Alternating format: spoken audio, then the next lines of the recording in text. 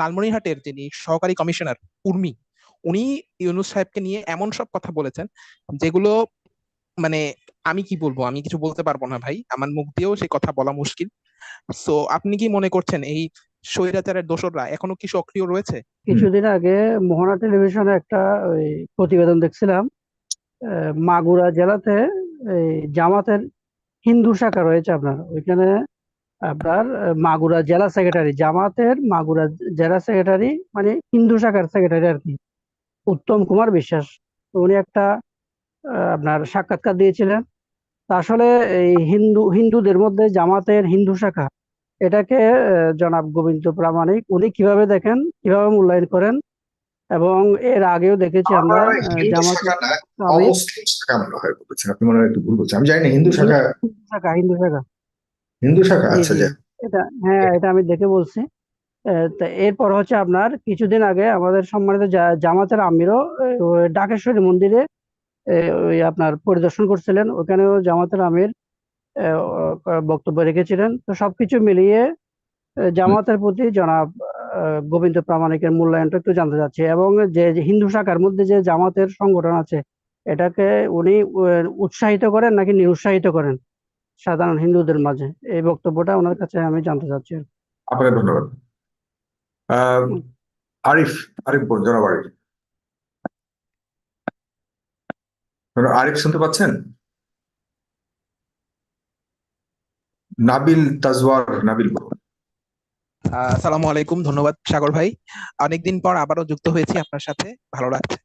আমি প্রশ্নটা করতে চাই আমাদের আজকে অতিথি হিসেবে রয়েছেন ফয়জুল হক ভাই, ফয়জুল হক ভাইকে প্রশ্নটা করতে চাই যে ভাই, ফয়জুল হক ভাই আপনি যদি শুনে থাকেন আপনাকে আমি করছি প্রশ্নটি, সেটি হচ্ছে যে এই স্বৈরাচার হাসিনা যখন চলে গেল তখন এখন তিনি আজমান শহরে পালিয়ে রয়েছেন, যেটা যতটুকু বুঝতে পারছি। এখন আপনার কি মনে হচ্ছে যে সে কি আবারও বসে ষড়যন্ত্র করছে এই ইউনূস সরকারকে দুর্বল করার জন্য? এবং আরেকটি বিষয় যে আজকে হয়তো সাগর ভাই আপনি নোটিস করেছেন যে লালমনিরহাটের যিনি সহকারী কমিশনার উর্মি, উনি ইউনূস সাহেবকে নিয়ে এমন সব কথা বলেছেন যেগুলো মানে আমি কি বলবো, আমি কিছু বলতে পারবো না ভাই, আমার মুখ দিয়েও সেই কথা বলা মুশকিল। সো আপনি কি মনে করছেন এই স্বৈরাচারের দোসররা এখনো কি সক্রিয় রয়েছে? ফয়জুল হক ভাইয়ের কাছে প্রশ্নটি অবশ্যই ঠিক, রইল। গুরুত্বপূর্ণ ধন্যবাদ। প্রশ্ন করেছেন। ফজলুল হক, আপনি দম করুন। সালে আব্দুল্লাহ, জুনিয়র লয়ার, ঢাকা জজ কোর্ট, বলুন আপনি। সালে আব্দুল্লাহ,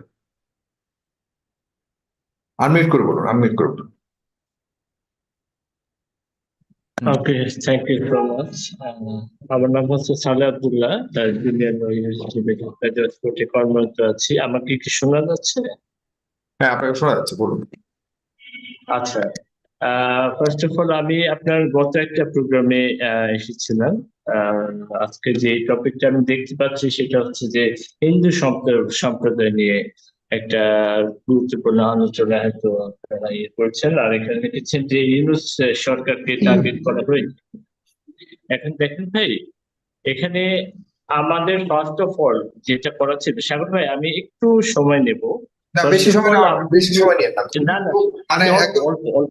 একদম অল্প, please, please। অনেক লম্বা হয়ে ওকে গেছে। ওকে ওকে, মানে দেখেন সাগর ভাই, ফার্স্ট অফ অল হচ্ছে আমাদের যে গণবিপ্লবটা হলো, গণবিপ্লবটা হওয়ার পর পর যে আওয়ামী লীগ যে দোসর মানে মেইন মাথাটা ছিল শেখ হাসিনা, স্বৈরাচার, ওনাকে বিদায় করা হলো। তারপর পরে উচিত ছিল যে ওনার যে এখন পর্যন্ত প্রশাসনের বিভিন্ন পর্যায়ে আপনার 90 থেকে 95% আপনার যে লেফট প্যান্সার দোসররা বসে আছে এখন বিভিন্ন পর্যায়ে প্রশাসনে, ওনাদেরকে ফার্স্টেই অপসারণ করা এর দরকার ছিল। সেটা কিন্তু করা হয়নি।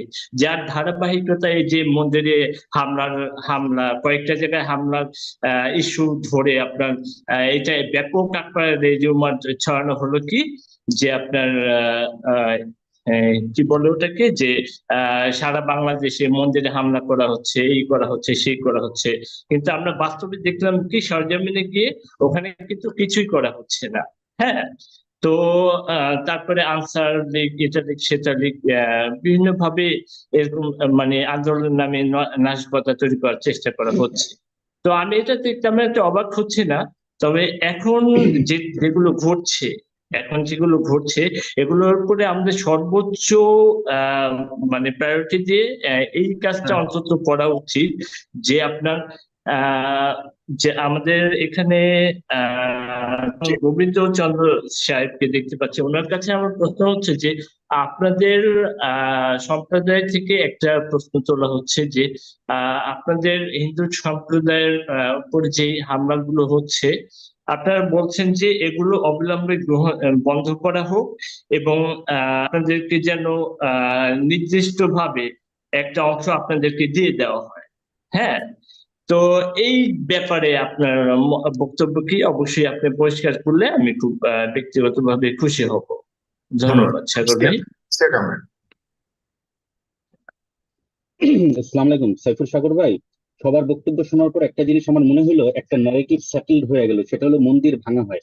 কিন্তু এই যে আলোচনার মধ্যে তো বললো না যে মন্দির ভাঙতে গিয়ে শিব প্রতিমা ভাঙতে গিয়ে হিন্দু যুবক ধরা পড়ছে, মন্দির ভাঙার সময় কয়েকদিন আগে ভারতীয় পাগল ধরা পড়ছে, আবার মন্দিরে 3 জন মুসলিমকে পিটিয়ে হত্যা করা হয়েছে। একটা ভিডিও দেখাবো, নন ভায়োলেন্ট ত্রিপুরার ভিডিও। মন্দির ভাঙতে গিয়ে ধরা পড়ছে, সে একজন হিন্দু, ত্রিপুরা। এখন এই ঘটনাগুলো এখানে আলোচনায় আসলো না কেন? আচ্ছা, মন্দির ভাঙার সাথে জিওপলিটিক্যাল এক্সপেডিয়েন্সিটা কি, সেই বিষয়ে একটু আমি প্রত্যেকের আলোচনা চাই। যেমন আমি এই বিষয়টা গুরুত্ব দিলাম কেন, কারণ হলো 1961 সালে গোয়া দখলের আগে, 1975 সালে সিকিম দখলের আগে, এবং 1948 সালে হায়দ্রাবাদ দখলের আগে সেম সিনারিও হয়েছে কিনা? I want direct answer. এরকম বাংলাদেশে যেরকম সংখ্যালঘু নির্যাতনের ন্যারেটিভ দাঁড় করানো হচ্ছে, সেম থিং ওই জায়গায় হয়েছে কিনা? এখন আমার প্রশ্ন হলো যে আচ্ছা, একটা জিনিস আপনারা লক্ষ্য করে দেখবেন, ভারত যখনই বলে যে আমরা কোনো প্রতিবেশী রাষ্ট্রকে দখল করব, তখন সেখানকার হিন্দুদের উপর রাতের আধারে মন্দিরে হামলা হয় কেন, এবং সেখানকার হিন্দুরা ভয় পাওয়া শুরু করে কেন, এবং তারা জাতিসংঘ এবং ভারতের সাহায্য চায় কেন? এক পর্যায়ে গিয়ে ভারত সেই হিন্দুদের রক্ষা করার জন্য সেই দেশ দখল করে নেয় কেন? আই এম ইমপ্লাইং অ্যাবাউট জুল্যান্ড আর জুনগর, গোয়া, কাশ্মীর, হায়দ্রাবাদ এবং সিকিম। কেন এরকম হচ্ছে? বারবারই কেন এরকম হচ্ছে? এবং এই সিনারিওটা এখন বাংলাদেশের সাথে ত্রিপুরার সিএমও কেন বলছে? টোনগুলো কেন মিলিয়ে যাচ্ছে? আচ্ছা, এই দেশে হিন্দু নির্যাতন হয়, মুসলিম নির্যাতন হয় না? সাইফুল সাগর ভাই, সেই বিষয়ে আলোচনা হইল না কেন? আপনি দেখেন এই দেশে কোন হিন্দুকে, একটা ছবি দেখাবো আমি, এইভাবে লাঞ্ছিত করা হয়েছে না? সাগর, এই ছবিটা দেখতে হবে। আমি জানতে চাই ঢাকেশ্বর মন্দিরের সামনে কোন হিন্দুকে এইভাবে লাঞ্ছিত করা হয়েছে? আমি জানতে চাই যে এই দেশে কোন হিন্দুকে এইভাবে লাইভে পিটায় মারা হয়েছে? আমি জানতে চাই এই দেশে কোন হিন্দুকে এইভাবে পিটায় মারা হয়েছে? আমি জানতে চাই কোন মন্দিরে এইভাবে আগুন দিয়ে উৎসব করা হয়েছে? আমি জানতে চাই কোন হিন্দু বাড়িতে এইভাবে আক্রমণ করা হয়েছে? খাগড়াছড়িতে হিন্দু বৈদ্যরা করতেছে, কোন মন্দিরে এইভাবে ওপেন হামলা হয়েছে? আর আমি আরেকটা ভিডিও দিয়ে একটা জানতে চাই যে ভারতের স্যাম্পলটা, এটা একটা ছোট্ট ভিডিও। আমরা শুধু সংখ্যালঘু নির্যাতনের কথা বললাম, কিন্তু দেখেন না, যেটা আবার ভায়োলেশন হতে পারে, প্লিজ ওগুলো দেখেন না, এগুলো খুব ফাইন। আমি দেখাচ্ছি না, আমি ওরকম ভিডিও দেখাচ্ছি না, জাস্ট এরকম একটা স্যাম্পল আমাদেরকে রাখতে হবে, কারণ জাতির সামনে একটা ন্যারেটিভ দাঁড় করানো হচ্ছে যে হিন্দুদের মন্দিরে হামলা হচ্ছে, কিন্তু এই ন্যারেটিভ বলছে না যে পাবনায় ধরা পড়ছে হিন্দু, ফরিদপুরে ধরা পড়ছে ভারতীয় নাগরিক। এটা কিন্তু কেউ আলোচনায় আনছে না, এবং সিকিম দখলের আগে সেম থিং ঘটেছিল। এই কথাগুলো কেউ বলছে না আলোচকরা। তারা কি দয়া করে একটু বলবেন বিস্তারিত? ধন্যবাদ আপনাকে, অনেক ধন্যবাদ।